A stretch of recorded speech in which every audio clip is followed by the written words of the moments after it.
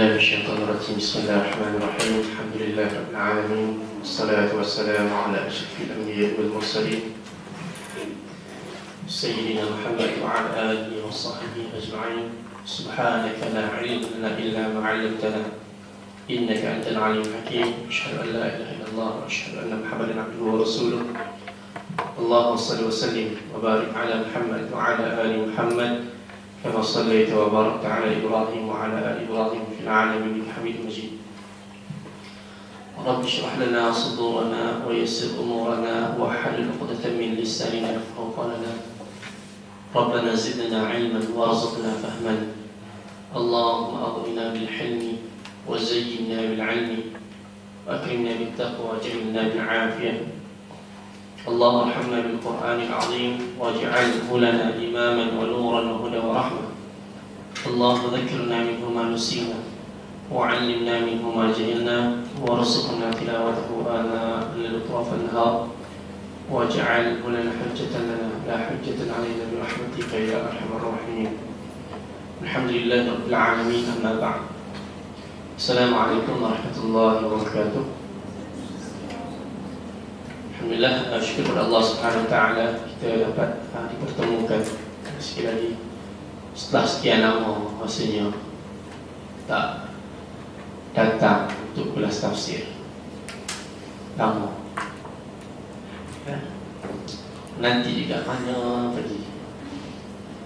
Dah ada apa jadi kelas tafsir? Alhamdulillah, hari ini diberikan kesempatan untuk anak berkongsi tentang tafsir surah An-Nas. Kalau mungkin ada di kalangan antum yang mengikuti tafsir-tafsir yang anda bawa sebelum ini, iaitu surah Al-Fatihah, ada datang surah Al-Fatihah kita bercerita tentang apa? Ingat lagi tak? Surah Al-Fatihah, apa yang ada dalam surah Al-Fatihah? Doa.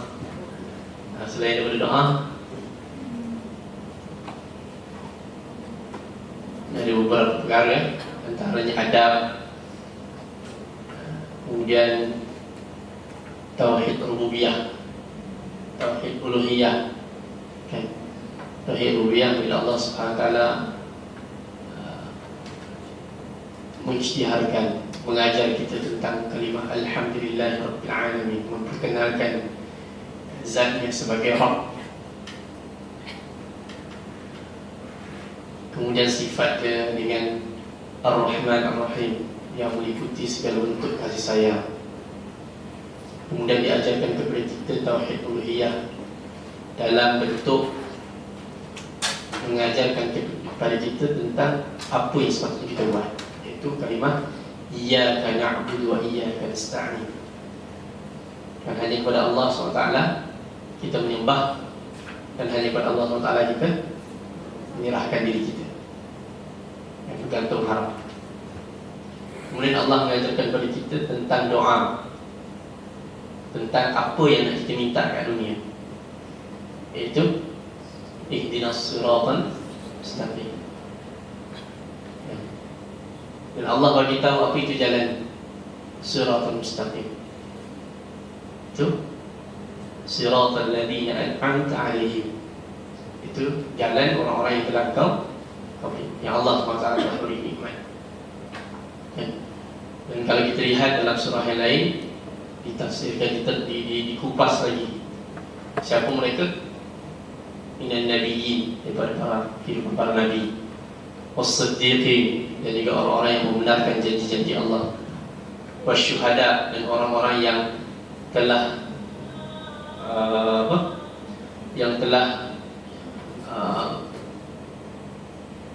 syahid, ataupun yang telah menyaksikan, bersaksi, menyaksikan, disaksikan oleh Allah SWT matinya di atas jalan perjuangan. Was-salihin, itu orang-orang yang saleh, orang-orang yang beramal saleh. Dan mereka ini Nabi siddiqin, wasyuhada, wassalihin adalah orang-orang yang menjadikan perkara-perkara kebaikan sebagai rafiq, sebagai kawan karib, menjadikan segala kebaikan, segala bentuk kebaikan sebagai rakan karib, raqib, rafiq.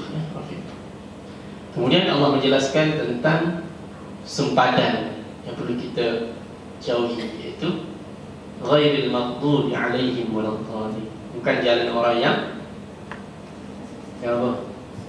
Yang dimurkai, dan juga bukan jalan orang yang sesat. Jadi itulah jalan yang perlu kita hadapi, yang perlu kita lalui di dalam kehidupan hari ini. Itulah yang kita capai dalam kehidupan kita. Sebab itu Allah SWT minta kita baca 17 kali sehari semalam sebagai mengingatkan kita. 17 kali sehari semalam. Subuh 2 kali, Zuhur 4 kali, Asar 4 kali, Maghrib 3 kali, Isyak 4 kali. Allah ingatkan kita sentiasa.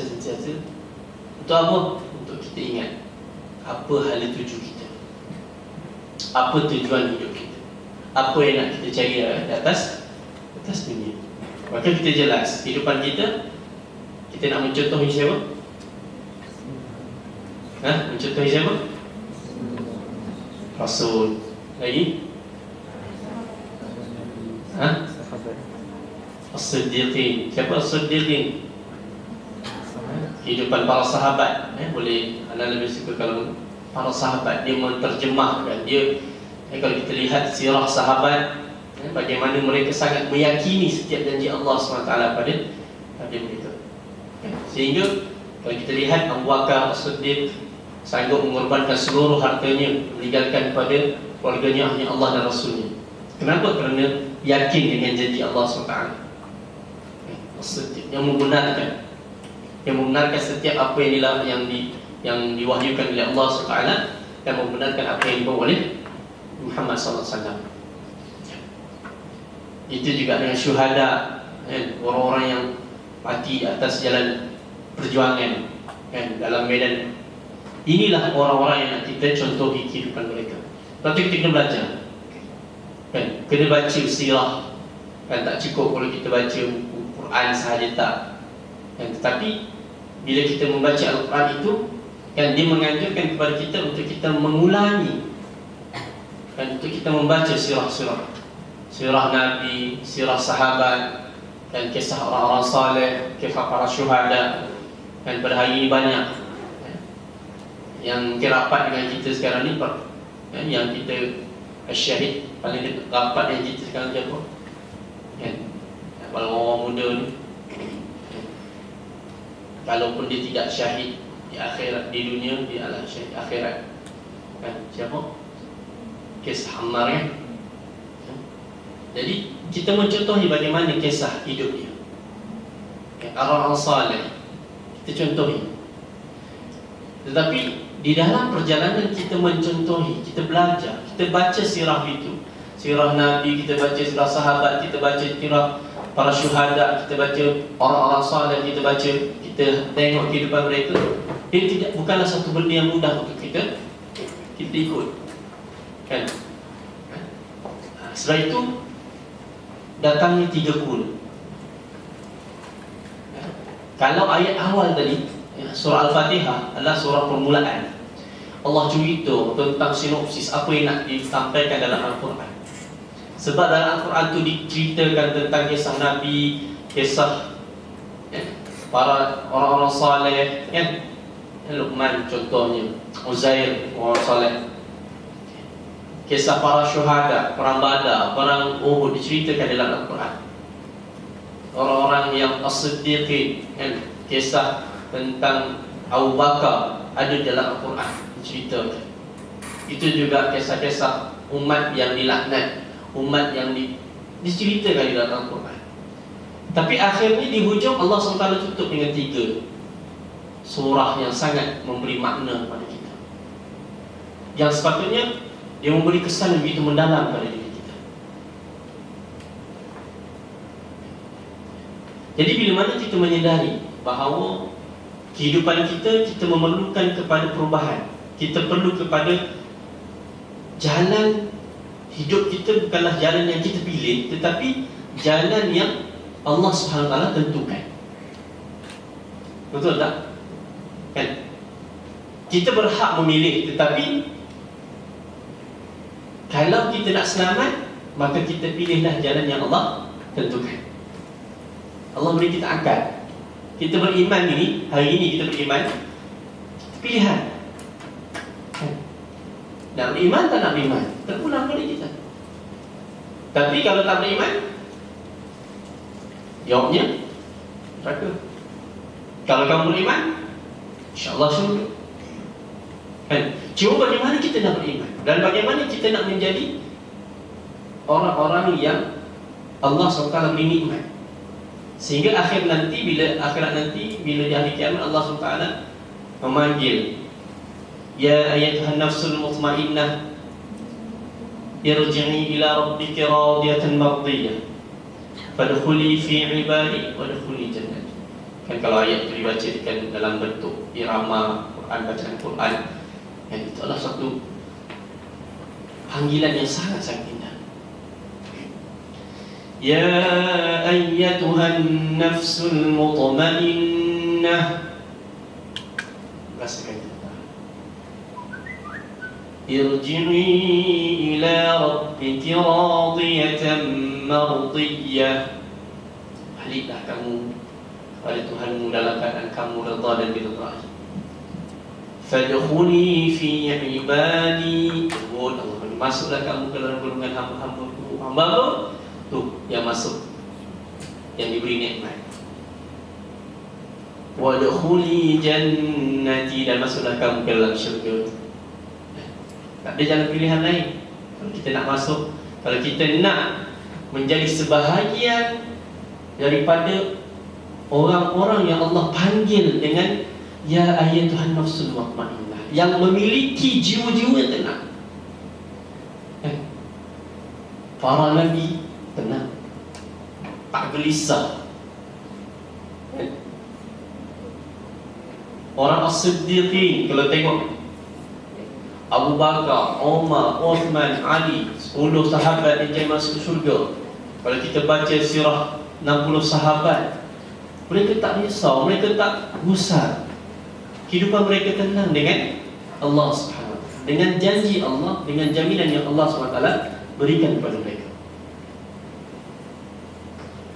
Apa? Kenapa? Kenapa boleh begitu? Kenapa boleh begitu? Kenapa mereka tenang? Kenapa mereka boleh beriman dengan yakin? Kenapa mereka sangat sabar di dalam berada di jalan yang lurus ini? Kita hari ini katalah nak soleh satu hari, Ya Allah besok aku nak soleh satu hari. Hari ini tak soleh ni, besok nak soleh satu hari, boleh? Bangun subuh, sebelum subuh solat tahajud dulu, kan? Ibadah TikTok, baik yang sunat, baik yang wajib, kan? Hubungan dengan Allah settle, hubungan dengan manusia settle, boleh? Boleh tak? Kawan kita datang, apa hal aku tengok kau ni hari ni pelik macam, kan? Yang lelaki kata, yalah poyo-poyo lah, kan? Orang perempuan kata, kau ni orang terbiak je.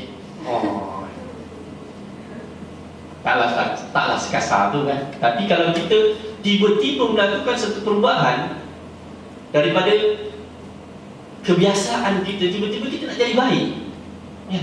Setelah mana kita ingin insaf, dibaca Al-Fatihah kita sebelum ni, baca Al-Fatihah Bismillahirrahmanirrahim, amin, betul je amin, tak sedar pun apa yang kita baca, kan? Dan sekarang kita dah memahami surah Al-Fatihah itu dengan baik, kan?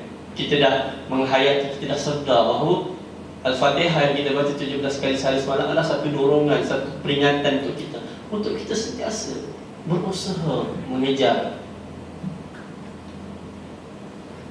satu kualiti hidup yang Allah letak, yang sekurang-kurangnya adalah kehidupan para orang salih. Kalau pun tak dapat nak tolong Nabi, Allah Nabi tu hebat, wahai Allah. Sahabat tu As-Siddiq itu sebab apa? Sebab ada Nabi zaman tu susah. Syuhada orang pun susah. Solihin lah. Kalau solihin pun kena buat macam mana? Ini. Di dalam perubahan, dalam kita nak berubah, kita ada dua cabaran. Cabaran yang pertama yang datangnya dari dalam diri kita. Cabaran yang kedua datangnya dari luar. 3 kul. Mungkin hari ini kita bincang 1 kul saja, surah An-Nas. Kemudian insyaAllah kita bincang 2 kul yang lain masa-masa yang datang, insyaAllah. Dia akan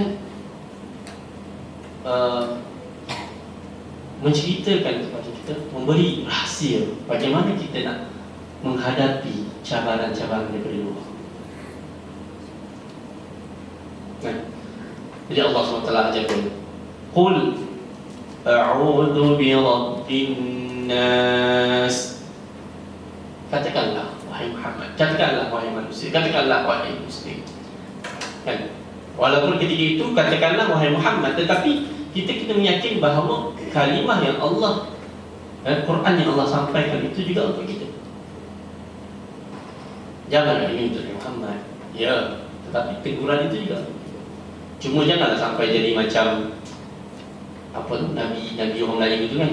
Yasin ini itu turunkan kepada saya. Tak jangan macam tu. Buat ajaran sesat tak. So Al-Quran adalah komunikasi kita dengan Allah Subhanahu Wa Taala. So Allah kata, Qul, katakanlah, Qul a'udhu bi rabbin nas. Aku berlindung kepada Tuhan manusia. Kalau kita buka balik dalam surah Al-Fatihah, Allah sebut apa? Alhamdulillahi Rabbil Alamin. Awalnya Allah sebut Rabb, di pengakhiran surah Al-Quran itu Allah sebut Rabb sekali lagi. Tetapi awal Allah itu sudah Rabbil Alamin. Rabbil Alamin, Rabb sekalian alam. Dialah pemilik, dialah pencipta, dialah penguasa, dialah pentadbir, dialah pemelihara, dialah segala-galanya. Dia setakat cipta masa dia biar, tak. Tapi dia mencipta, dia memelihara alam. Ada Allah biar, Allah susun atur perjalanan alam. Di dalam surah An-Nas Allah spesifik, Qul a'udhu bi rabbin nas. Allah spesifik hubungan kita ni menjadi Rabb kepada manusia. Kenapa? Kerana dalam kita nak berubah, kalau kita nak merubah diri kita kepada kebaikan, cabaran biasanya datang daripada manusia juga. Baru nak jadi baik, tak payah nak poyo-poyo.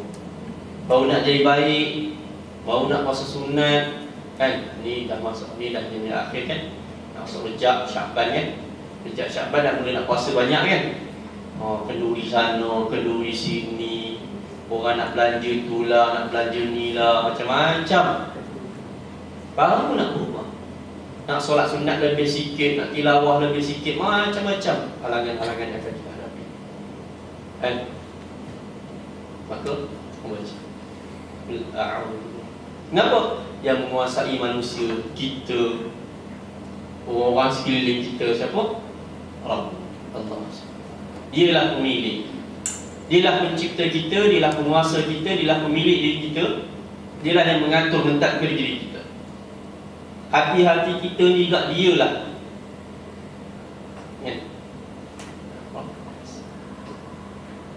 Bila Allah sebagai Rabb, maka kita sebagai hamba. Dia sebagai Tuhan, maka kita sebagai. Dia yang pencipta, maka kita yang dicipta. Dia pemilik, maka kita yang dimiliki. Dia mentadbir, maka kita yang ditadbir. Itulah Rabb, Allah istimewa. Malikin nas, raja manusia. Kalau dia raja, maka kita adalah rakyat. Kalau dia pemerintah, maka kitalah yang diperintah. Kalau dia penguasa, maka kitalah yang dikuasai, yang dikuasai. Malikin nas, raja manusia. Dan raja ni apa dia punya kehebatan raja? Kita hari ni raja ada raja kan?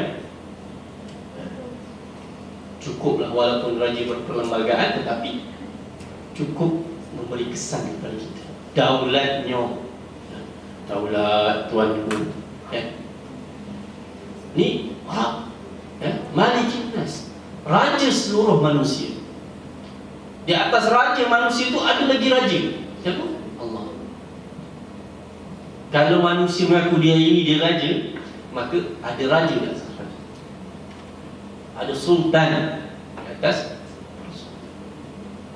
Yang mana semua manusia itu, tak kiralah apapun pangkatnya, berada di bawah pimpinan Allah Subhanahu wa ta'ala, di bawah penguasaan Allah.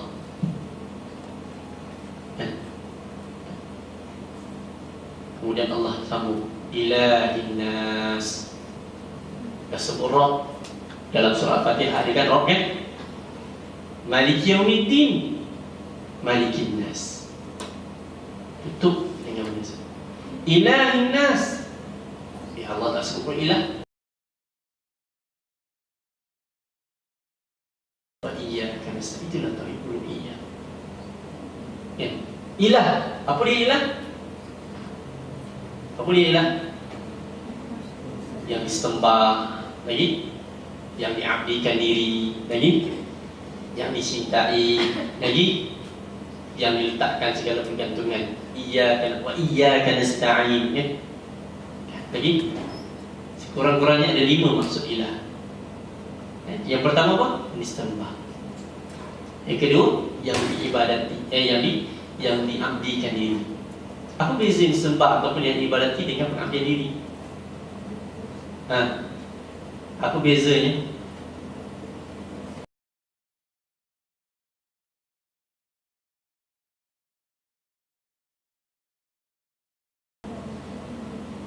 Datang dia masuk kan? Okey, hari ni nak cerita sekali lagi. Bila kata ibadah, maksudnya ibadah ni apa? Adalah segala sesuatu yang Allah SWT telah perintahkan bentuk-bentuknya. Kalau dalam syariat, ulama kata segala bentuk ibadah asalnya haram, kecuali apa-apa yang telah difardukan, ada dalilnya. Bentuk ibadah semua haram, kecuali apa? Solat, ada tak? Segala bentuk ibadah. Tak boleh kita nak tiba-tiba kita nak buat bentuk ibadah ni, tak boleh. Mesti ada syarak, mesti ada dalil-dalil daripada Quran dan Sunnah, baru dikira sebagai ibadah. Kita buat jadi doktor swasta sebab kita kena tahu tujuan hidup kita. Selain daripada ibadah, kita mesti menjadi khalifah. Tugas khalifah boleh tak seorang buat? Tak boleh. Islam mesti menjadi khilafah, mesti mendirikan khilafah. Seorang khalifah mustahil seorang manusia boleh menguasai semua ilmu, kan? Mustahil. Jadi diperlukan orang-orang Islam yang pakar pada bidang-bidang tertentu. Okey, doktorannya, kejurutaannya, yang perubatan, macam-macam lah. Yang ustaznya, yang bisnesnya, semua aspek kehidupan yang penting, kan? Politiknya, whatever, ya. Dan Di sinilah peranan kita. Aku jadi doktor sebab apa? Sebab Islam memerlukan doktor. Kalau kita meletakkan kerjaya kita kerana keperluan Islam, bukan kerana aku suka tolong orang, beza kan? Tapi kerana Islam memerlukan doktor-doktor yang faham Islam. Islam memerlukan jurutera-jurutera yang faham Islam, kan? Yang boleh mensistemkan sistem perubatan itu dengan sistem Islam. Hari ini, tak maaf, kalau masuk Dewan Bedah, habis togel semua, betul tak? Togel terbuka segala-gala awal, betul tak? Allah Anak tak nak masuk anda pernah masuk, rasa macam malu sangat. Nak pula yang rawat kita tu akhwat kan? Tapi macam mana sistem? So bagaimana doktor-doktor pakar ni, doktor-doktor yang berada di dalam menstrukturkan sistem Islam supaya kita boleh, hospital kita hospital yang mesti berada, hospital kita yang tetap menitik beratkan nilai penutupan aurat. Kita memilih kerjaya kita memilih bidang pengajian kita memilih apa yang nak kita buat bukan kerana nafsu, tetapi kerana keperluan Islam. Apa yang Islam itu pengabdian diri. Hatta kita nak beli kereta pun, kereta apa kita tahu apa? Viva, alhamdulillah. Kenapa beli Viva? Ayah belikan, alhamdulillah. Kan? Okey, besok nak beli apa? Cita-cita kita nak beli apa? Tak bercita-cita. Tak bercita-cita lagi. Orang yang bercita-cita tinggi, dia beli kereta pun dia bukan tengok poket aku lebat tak lebat, tetapi dia fikir kereta yang aku beli ni nanti boleh tak memberi sumbangan kepada dakwah. Contoh, kalau kita student, kalau nak beli kereta, belilah kereta yang besar dan boleh muat seramai-ramai manusia di dalam. Sebab apa? Sebab senang nak bawa kawan-kawan daripada hostel ke sini. Ini pakai kereta Viva baru boleh masuk. Tak duduk hostel. Tak ada hostel. Singgah tak? Tak singgah. Apakah tak singgah saja? Ambil buat sini, dapat pahala. Ya, itu pengabdian diri pada Allah Subhanahu Taala. Boleh faham tak? Bentuk maksudnya kita dalam setiap perkara, dalam setiap kehidupan kita akan bertanya apa Allah kata, apa yang Islam perlukan, adakah aku buat ni kerana nafsu aku, adakah keinginan aku, ataupun kerana keperluan Islam atau kerana Allah Subhanahu. Betul? Bawa ayat ketiga ni, ilahin nas, bentuk pengabdiannya.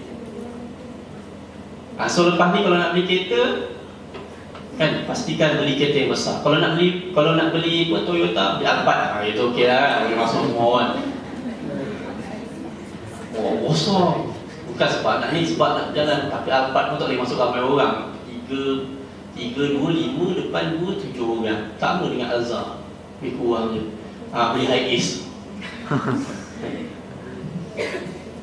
Tapi perempuan bawa high ace pelik pula kan.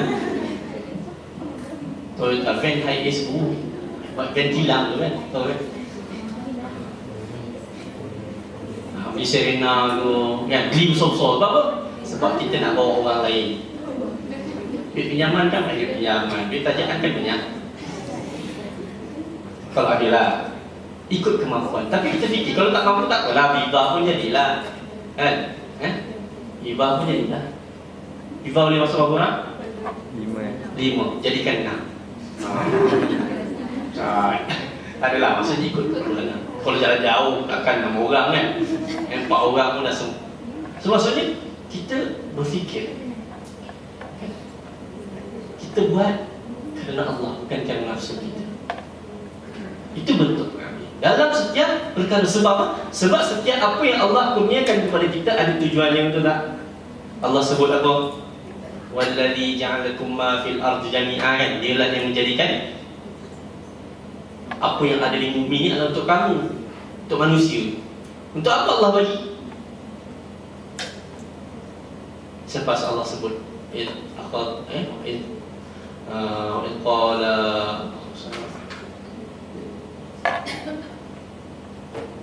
qala kal malaikati inni ja'ilun fil ardi khalifah. Ayat 29, ayat 28 Allah cerita tentang apa yang Allah jadikan seluruh dunia ni Allah bagi untuk manusia.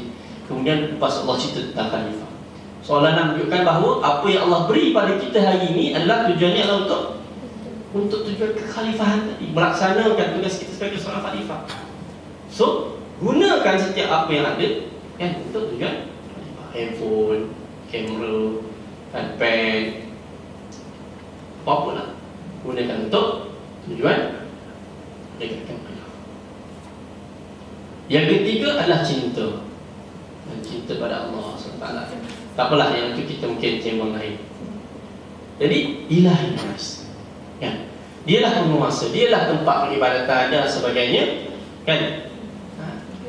So bila kita dah jelas, bila Allah sebagai ilah, maka kita adalah sebagai hamba yang mengabdikan diri, yang menyembah, kan? Yang mencintai dia,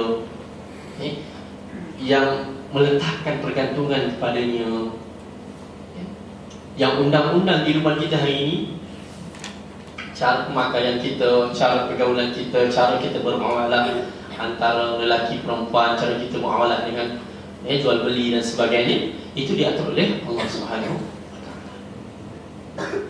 Dialah penguasa. 3 tauhid tersebut. Dan tujuan akhirnya apa? Bila kita baca, kita sedar, Qul a'udzu birabbin nas, malikin nas, ilahin nas. Dah jelas dah siapa Allah. Kita dah tahu Allah tu siapa pada diri kita. Dah jelas dah, kan? Maka barulah kita berlindung min syarril waswasil khannas, daripada kejahatan bisikan al-khannas. Kerjanya apa? Bisik, kan? Kita nak buat baik itu senang. Nak puasa, baru nak puasa kan, besok nak puasa ni kan, ya, pada kistik ni macam mana? Esok dah lama tak makan ayam masak merah, dia pula yang masak merah, kan? Macam-macam dia punya ni kan. Besok ada sukan, tak boleh puasa, kan? Oh besok panas, tak boleh puasa, macam-macam lah. Yuwas dalam hati kita nak buat baik ni, kan? Yang perempuan nak pakai tudung, dengan apa, daripada tudung yang dia pakai tudung, nak pakai tudung yang pakai tudung singkat jadi labu, yang pakai tudung labu jadi namun jadi apa pula lagi, kan? Nak jadi lebih solehah, kan? Maksudnya lebih mencerminkan. Sebab labu pun macam jadi labu, kan? Labu dengan tabarus, labunya tak tabarus, macam-macam, kan? Yang lelaki ni kan, yang daripada labu sekapainya tukar jadi berkilat, kan? Sunnah Nabi kan, rambut kilat, kan? Ni semua orang lelaki pakai rambut pendek semua ni. Sebab apa? Senang tak cik rambut.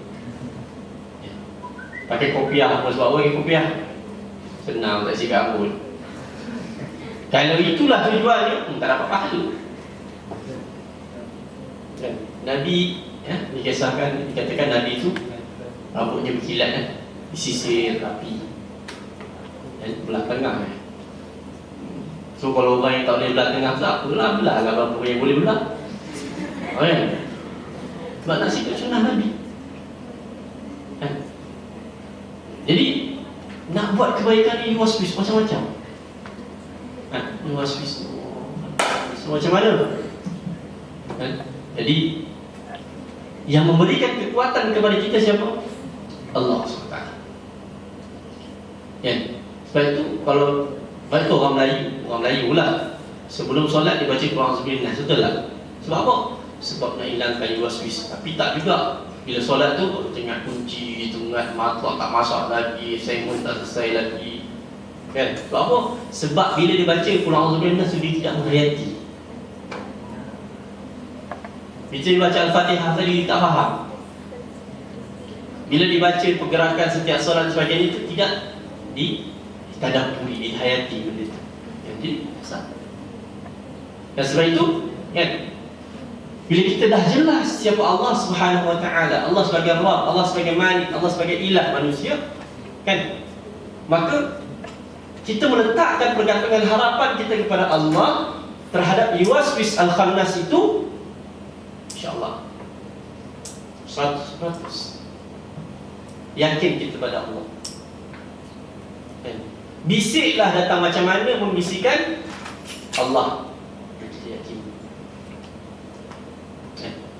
Ya Allah, tetapkan imanku. Ya Allah, tetapkan jalan aku. Ya Allah. Dan kita baca doa kan, Allahumma ya muqallibal qulub, tsabbit qulubana ala dinik. Ya musarrifal qulub, sarrif qulubana ala ta'atik. Kan? Kita doa, minta doa. Tapi nak doa tu kita belajar juga ilmu untuk sahabat dalami. Kan? Ya? Kita nak tahu betul. Macam mana kita nak sahabat dalam perjuangan kalau kita tak tahu betul salah?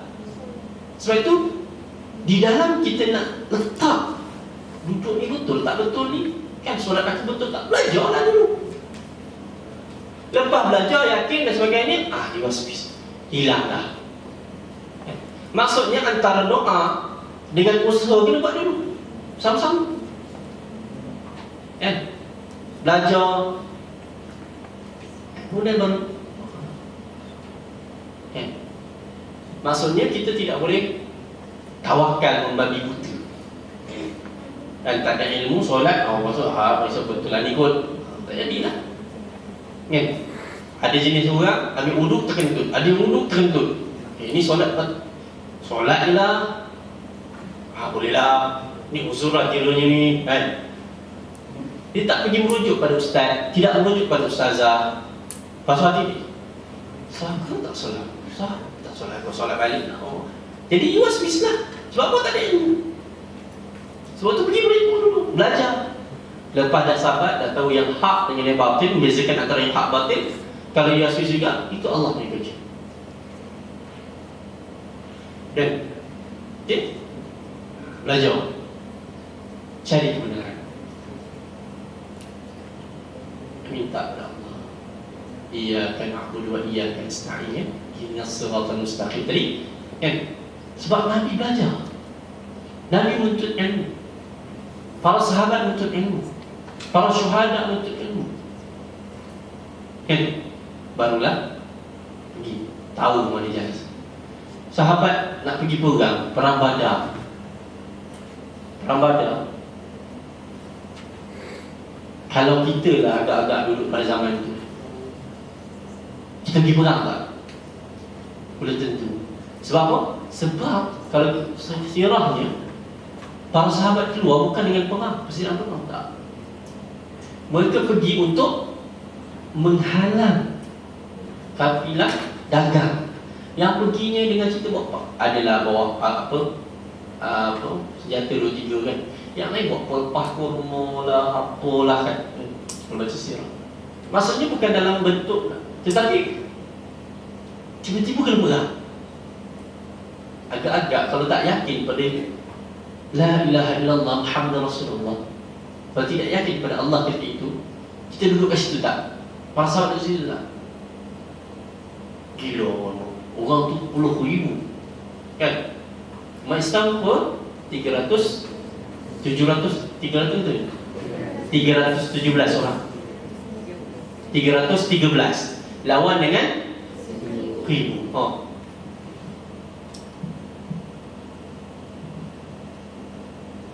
Kaum muslimin ketika itu adalah golongan apa? Hamba yang asalnya hamba-hamba tapi gagal lah. Pasal apa? Dia dah buat kerja kan. Tapi maksudnya golongan yang lemah lah. Adalah kaum Ansar. Tapi kalau tidak kerana yakinnya mereka kepada Allah, kan? Lepas tu barulah Yuwaswis terhilang. Yakin. Kalau tak ada ilmu tu yakin, macam mana nak yakin? Kan? Nak pergi mana hari ni? Nak pergi Yan, Kedah. Siapa tu jalan? Tapi sebab kita yakin pada Waze, tak yakin, jalan. Kalau setakat berpandukan kepada petanda tu, kan, anak tak yakin sampai. Berapa banyak kali dah kalau pergi jalan ikut petanda, hilang. Kat mana aku ni? Sebab dah sampai dia hilang, dia tak ada beritahu. Anda dah sampai, tak bagi tahu pun. Tapi Waze, your destination, you're right, kan? Dia bagi tahu kat mana. So kita yakin, akhirnya kita hilang your space, kan? Betul tak? Kecuali kalau tiba-tiba lain internet bengong. Kan, maksudnya iman tu tak kuat. Hubungan kita dengan Allah tu, Waze tu dengan hubungan dia dengan internet, kan, tak power. Yang setelah habis. Itu juga kita. Yuwaswisu fi sudurin nas. Kemudian yuwaswis, alladhi yuwaswisu fi sudurin. Kerja al-khannas ni apa? Kan, ada satu makhluk namanya al-khannas. Kerjanya yuwaswis. Banyak cakap. Banyak buat alasan. Kan, kalau orang banyak alasan tu itulah. Kan, alasan dalam diri kita ni, kan, tak boleh. Macam-macam misi nak buat benda baik ni, tak boleh, tak boleh ni, macam. Kan, mana? Dalam dada. Kan, tu. Apa ada pada dada? Apa yang ada pada dada? Hati iman kita. Kan, yang akhirnya dia dah tahu yakin, kan, tapi diragu-ragukan. Kan, meragukan kita dengan macam-macam lah. Ya? Kadang-kadang bila kita dapat kebaikan, tiba-tiba timpa musibah. Mulalah dalam tu, Allah tak sayang aku lagi, apa ni, macam-macam fikir. Kan? Akhirnya bahayalah. Kan? Sebegitu. Alladhi yuwaswisu fi sudurin nas, yang Allah jelaskan. Al-khannas itu daripada apa golongan ini? Minal jinnati wan nas, daripada golongan jin dan manusia. So hati-hati. Kan, bila Allah sebut jin, memanglah itu kuasa Allah. Kita tak boleh nak buat apa dah. Bacalah ayat kursi, bacalah qul a'udzu binnas, bacalah apa tu. Kalau kita tak faham apa yang ada dalam yang diajarkan dalam 3 qul, dalam surah sebagainya itu, Al-Quran itu, syaitan tak lari. Tapi bila kita faham kenapa bacaan tadi dia meningkatkan iman kita. Sebab Allah sebut alladzi idza dzukirallah wajilat qulubuhum wa idza tuliyat alaihim ayatuhu zadatuhum imana. Bila iman datang, bila iman meninggi, kita dah, alah, setakat syaitan hantu ni apalah sangat, sebab Allah ada. Kan? Sebab Allah ada. Kita yakin Allah ada. Tapi kalau kita baca bacalah banyak-banyak pun 1000 kali dengan bertaruh qul a'udzu birabbin nas. Tapi kalau hati tak yakin pada Allah, syaitan kacau juga. Sebab apa? Sebab dibaca setakat kat sini, kat mulut. Kat hati tak ada keyakinan. Ya. Itu kalau syaitan lah, kalau jin. Tapi kalau manusia, amarannya satu, kan, kita berlindung daripada kawan-kawan yang jenis khannas. So, jauhilah kawan-kawan yang tidak menyokong kita untuk ke arah kebaikan. Tinggalkan mereka buat sementara waktu. Nak melakukan perubahan, cari kawan yang baik. Tinggalkan kawan-kawan yang jahat. Bukan tinggal selamanya, tinggal buat sementara. Supaya apa? Supaya kita mencari kekuatan untuk dalam diri kita, supaya kita besok bila kuat boleh bawa memang balik. Tapi kalau kita dah berjaya, kan, kita pergi kat kawan yang dia orang, memanglah nak jadi baik, tak payahlah tahu pun siapa, kan. Sebab itu kalau pernah di dada, dia nak lepas daripada dada, dia kena pindah kawasan. Dia balik kawasan dia, datanglah orang yang tukang jual tadi, mati. Kecuali kalau dia kuat lah, tak masalah. Kalau tak kuat, start balik. Itu juga dengan kita. Jangan kita berkawan dengan Al-Khannas. Satu. Yang keduanya, kita sendiri jangan jadi Al-Khannas. Kawan nak buat jadi baik, lah, tak payahlah koyo sangat kau ni. Ini masa aku nak masa. Masa ini sunat dia kan. Dia tak Khannas. Kita ni Khannas. Padahal kita macam kan? Jadi kesimpulan daripada surah An-Nas ini adalah di dalam kita nak menghadapi cabaran-cabaran luaran,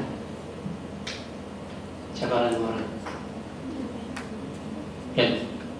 Cabaran dalaman kita, kan? Cabaran dalaman kita yang luas-luas dalam hati kita, dalamannya tak boleh kot, kan? Ragu-ragu dalam diri kita nak berubah, boleh tak berubah, boleh. So kekuatannya adalah datang daripada Allah Subhanahu Wa Taala. Jadi dua, cabaran luaran, cabaran dalaman. So dalaman itu kita kuatkan dengan Qul a'udzu birabbin nas. Kita yakin Allah lah yang menguasai hati kita, ya. Allah jugalah yang menguasai Al-Khannas tadi, ya, daripada golongan jin dan manusia. So bila kita yakin, bila kita faham baca surah An-Nas ini, kan, sepatutnya dah tak ada masalah lah untuk kita berubah. Ya, bila kita baca, ada ragu, kita baca Qul a'udzu birabbin nas, malikin nas, ilahin nas, min syarri waswasil khannas, alladzi yuwaswisu fi sudurin nas, minal jinnati wan nas. Itu memberikan kekuatan kepada kita, kesedaran kepada kita, keyakinan kepada kita bahawa kita mampu berubah. Kenapa? Kerana hakikat kuasa yang terbesar adalah di Allah Subhanahu Wa Taala. Right? Boleh faham? InsyaAllah, ya, mudah-mudahan sedikit perkongsian surah tafsir surah An-Nas ini, ya, memberikan sedikit kekuatan kepada kita untuk kita terus berubah ke arah yang lebih baik, insyaAllah.